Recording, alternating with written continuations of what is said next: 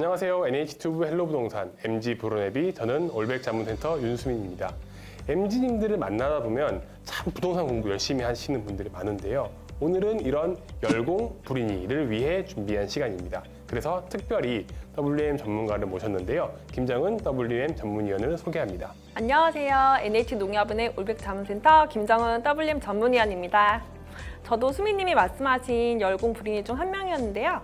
불인이를 탈출하기 위해 노력했던 제 노하우를 잘 전달해 보도록 하겠습니다. 그러면 오늘 주제인 열공 불인이를 위한 부동산 데이터 분석 방법에 대해서 본격적으로 MG 브로네비 안내를 시작해 보겠습니다. 금융시장 전문가시다 보니까 상당히 많은 데이터들을 공부하시고 또 접하실 것 같은데요. 주로 어떤 데이터를 많이 보시나요?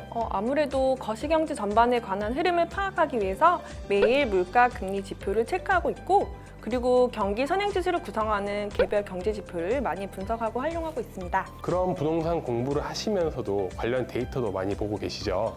네, 주택가격 동향이나 거래량처럼 신문에서 자주 다뤄지는 자료들을 자주 보는 편인데요. 부동산 데이터도 종류가 너무 다양하다 보니까 모두 다 따라가기는 힘들더라고요. 게다가 데이터의 결과를 두고도 다양한 해석이 가능하다는 것도 좀 어렵게 느껴졌어요. 말씀하신 것처럼 주식시장의 종합주가지수와 거래량처럼 부동산도 주택가격지수와 거래량이 가장 기초적인 데이터인데요.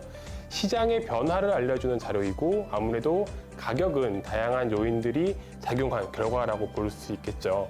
우리가 진짜 관심을 가져야 할 데이터들은 가격지수의 변화를 가져오는 원인이 무엇인지를 살펴보는 것입니다. 그러니까 가격지수 변화는 결과이고 이 결과를 만들어낸 과정에 관한 데이터를 이해하는 게 중요하다는 말씀이시죠? 네, 정확히 이해하셨네요.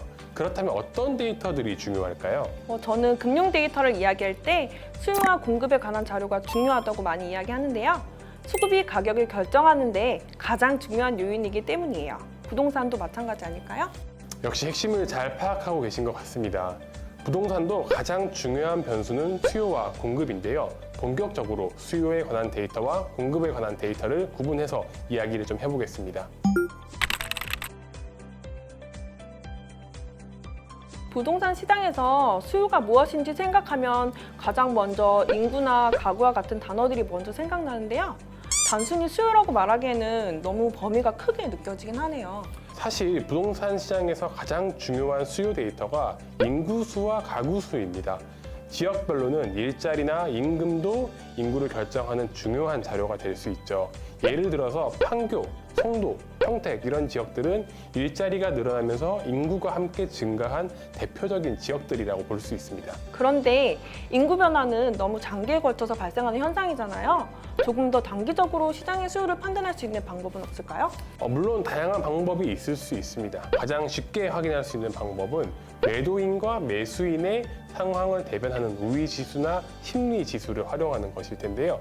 아무래도 팔려고 하는 사람이 사려고 하는 사람보다 많으면은 시장의 심리가 부정적이다라는 의미이고 이는 수요가 조금 위축되어 있다라는 의미겠지요. 맞아요. 사실 어떤 자산이든 사고자 하는 사람들이 시장을 부정적으로 생각하면 어떻게든 더 싼 값에 사려고 할 테고, 그러면 향후 가격이 하락할 가능성이 크다고 봐야겠죠.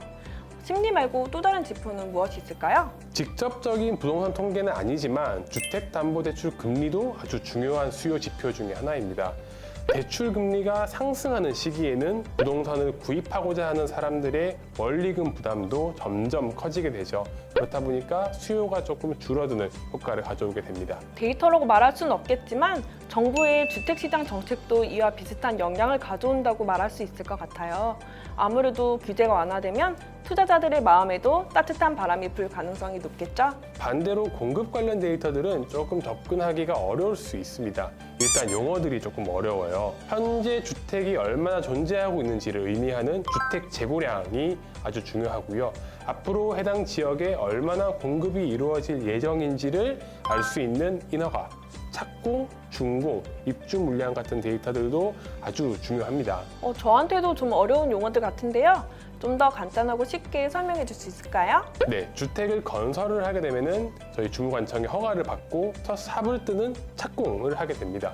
그리고 소유권을 결정하는 분양의 단계를 거쳐서 공사가 완성되는 단계가 준공이라고 보시면 돼요. 마지막으로 이제 내 집에 거주하기 시작하는 단계가 입주의 단계가 될 거고요. 이렇게 시차가 존재하지만 모두 주택 공급에 관한 지표라고 볼 수 있습니다. 여전히 쉽지 않은 것 같은데 결국 아파트가 얼마나 지어지고 있는지를 살펴볼 수 있기 때문에 공급에 관한 데이터가 되겠네요. 그런데 이런 데이터는 아까 수요에서 인구나 가구 수를 말할 때의 느낌이랑 좀 비슷하거든요. 좀 더 짧게 확인할 수 있는 공급 데이터에는 뭐가 있을까요? 최근에는 주택 매물 지표가 많이 활용되고 있죠. 시장에 매물이 얼마나 많은지를 확인할 수 있다 보니 매물이 많으면 공급이 많다. 그래서 가격이 하락할 가능성이 크다라는 의미로 해석할 수 있고요. 또 미분양도 아주 중요한 공급 지표 중에 하나입니다. 자동차랑 좀 비교를 해보겠습니다. 그러면은 자동차의 재고가 얼마나 쌓여 있는지를 의미하는 것처럼 미분양도 그렇게 의미를 하게 됩니다. 저도 거시경제 지표를 볼 때 제조업 재고 지수를 경기 순환의 중요한 지표로 판단하는데 비슷하게 해석할 수 있겠네요. 재고가 쌓이면 시장이 위축되고 재고가 줄어들면, 즉 많이 팔리면 시장이 회복되고. 네, 경기의 순환 이론처럼 모든 자산 상품 가격을 움직이는 지표들이 있고 이런 데이터들을 잘 살펴보는 것이 조금이나마 시장을 예측하는 힘을 키울 수 있는 방법이겠죠. 오늘 이렇게 부동산 시장의 데이터들에 관해 이야기하다 보니 시장을 바라보는 눈이 좀 더 넓어진 것 같아요. 저도 오늘 정우님이랑 이렇게 이야기하다 보니까 역시 시장을 공부하는 데는 데이터만 한 것이 없구나라는 생각이 듭니다. 더 많은 자료들에 대해서 이야기를 나누지 못해서 조금은 아쉬움이 남네요. 앞으로도 MG 브로네비를 통해서 데이터에 대한 이야기를 많이 나눠주시면 좋을 것 같아요. 저도 애청자로서 응원하겠습니다. 감사합니다. 그럼 여기서 마무리하겠습니다. MG 브로네비 안내를 종료합니다.